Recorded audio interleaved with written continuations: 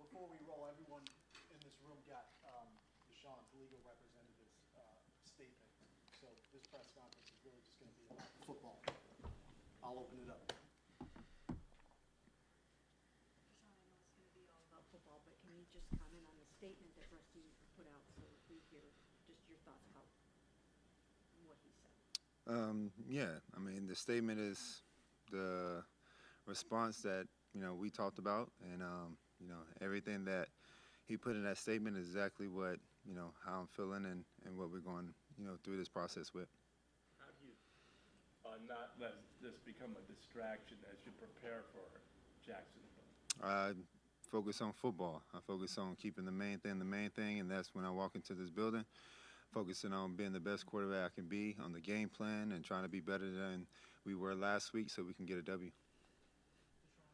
How much impact everything that's going on in your life that you talked about after the game, did that affect you Sunday? Just how much is all this affecting you off the field? Yeah, like I mentioned Sunday, I don't like to make excuses or anything like that. Those 3 hours, 4 hours we on the field, I got to lock in and do my craft and do and execute my plan as a quarterback. So, again, I'm not going to sit up here and make any excuses for anything that's off the field. Is what's causing on the field. So, I just got to be better this week, and I will be better, and we're going to continue to grow each and every week to, get to where we want to ultimately be at the end of the year. Did you have any idea that this lawsuit was coming when you were playing Sunday? No, sir. I found out exactly whenever everyone else found out. Deshaun, were you surprised then when you did find out? Yes, ma'am. How much thought have you given to the possibility the league could come after you once more for the personal conduct policy? I haven't had any thought. Honestly, my focus is just figuring out, Jacksonville's plan on defense and focusing on my craft to be the best quarterback I can be on Sunday for this team. That's something that, the NFL has to, do on their time, and, I have to focus on what's in front of me right now. So what do you do to get better from last Sunday to this Sunday? You fix the mistakes. You have to overall. It's all of us. It's not just me. It's not just another player. We all got to be on the same page. A lot of self-inflicted penalties and mistakes that we had, just miscommunication within the, the route concepts, and just like that. So we just get it on the same page, and keep working. And that's all we can do is keep our, head and eyes focused on the plan that Kevin and Ken is trying to, present to us, and we got to execute that throughout the week so we know it. We can execute that on Sunday. Does anybody regret not playing in the preseason? No, that haven't crossed our minds, no. Deshaun, the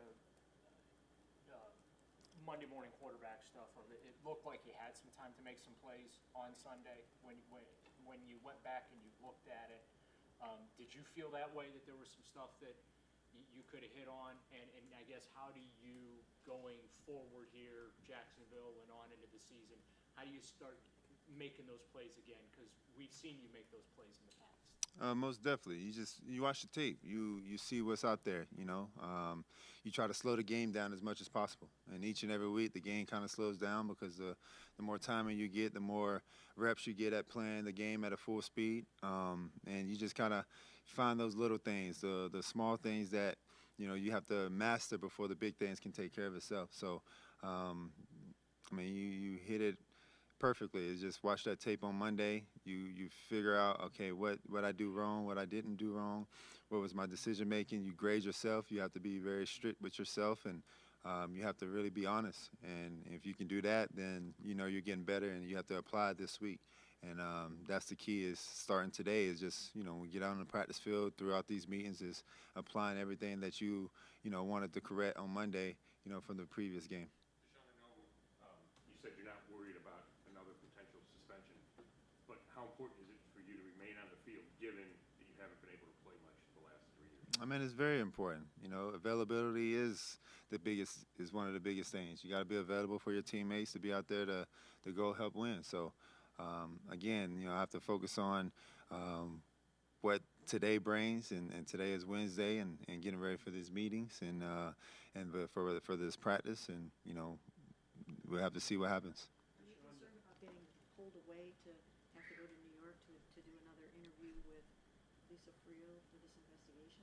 It haven't crossed my mind. So you know, at the time being, I'm just focusing on Jacksonville, and you know, if that happens, then you know, whatever I have to do with the Browns or my legal team, then you know that time will come. But right now, like I said, and my legal team spoke on is just focusing on football.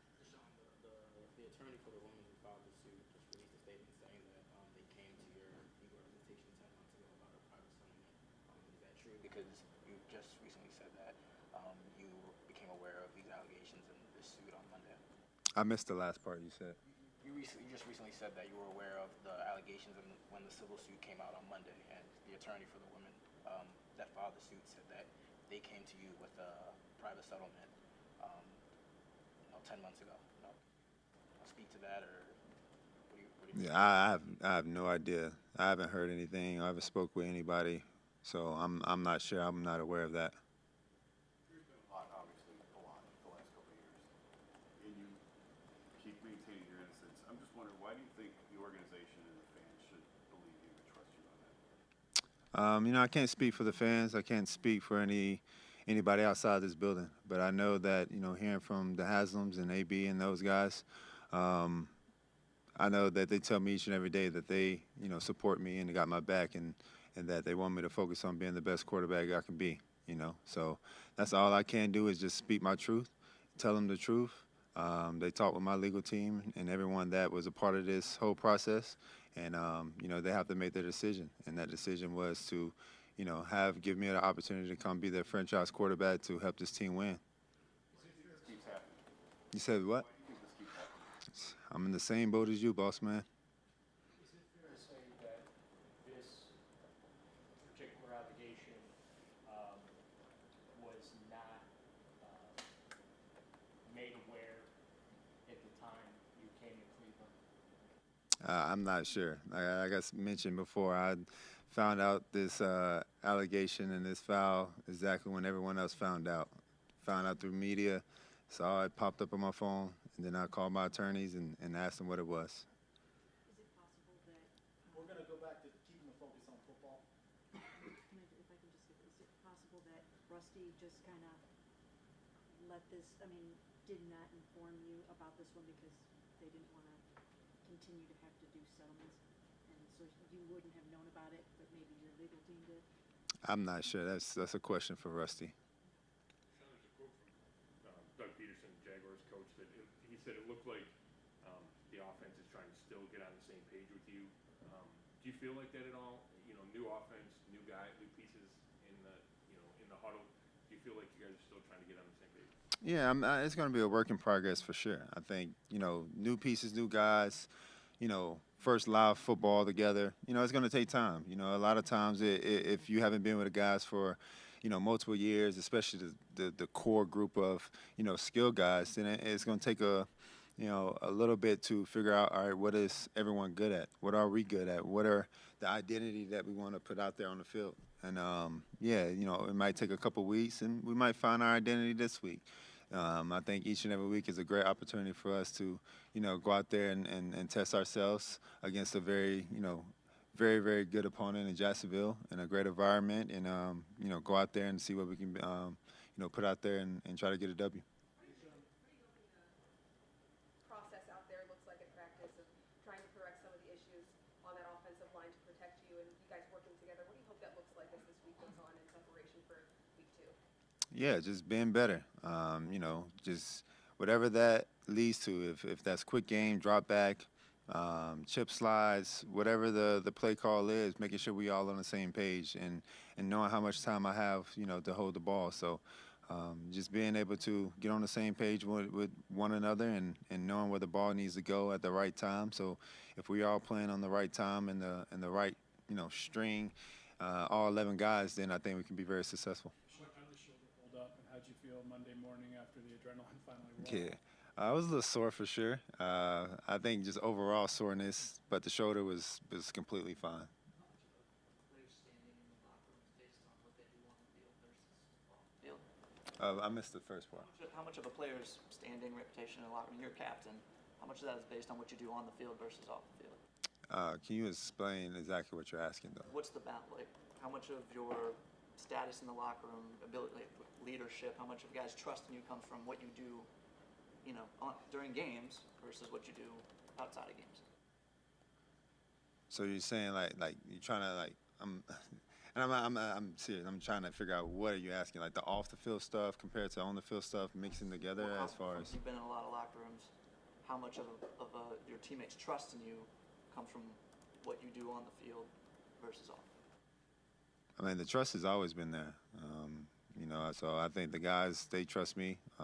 If there's anything that's out there, I mean, you can go ask any one of those guys, and they'll give you an honest answer. You know, so I can't speak for anybody else, but for what the guys been showing me and what they tell me, and shake my hand and come to my locker and on the field dap me up and say to my face, that's what they're saying, that they trust me. So. To have a conversation with them when something pops up in the No, because they know my character. They see me each and every day. They know exactly who I am. And I think that's the difference. When you around me each and every day, you know my aura, you know my energy, you know my character, I think you'll understand who I really am. Dallas really brought the pressure on Sunday. Obviously, you felt it with the 17 times you got hit.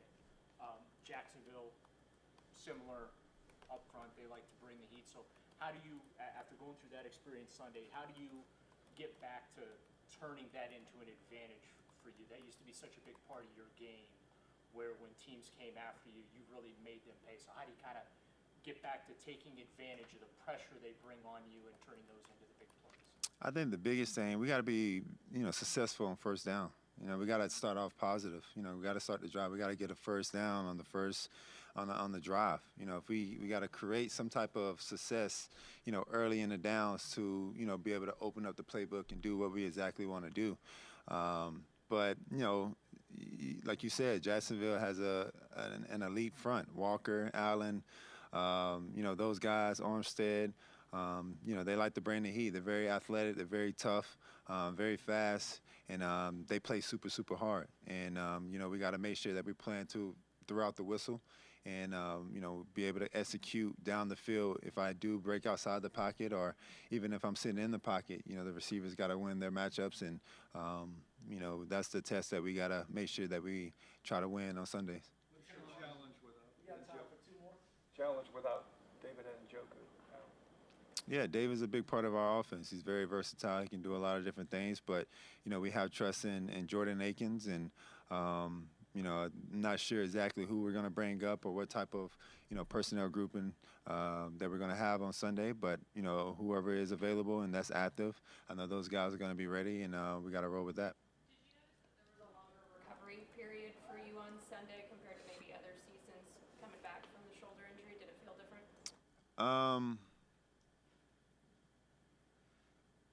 As far as because it was a later game, is that what you're saying? In terms of like post-game, what your normal weekly routine would be, coming off of a game, recovery period, treatment, whatever that is, Right. headed into the next week, did that seem longer, different than Oh, maybe years past?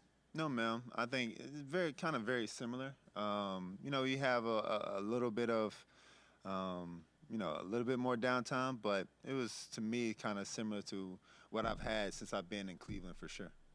How did you feel about the play calling? I mean, not the plays that were called, but the fact that Kevin's calling the plays and Dorsey brought in some of the plays. I mean, it wasn't no different or anything like that. We just got to execute the game plan. Thank you. Thank you.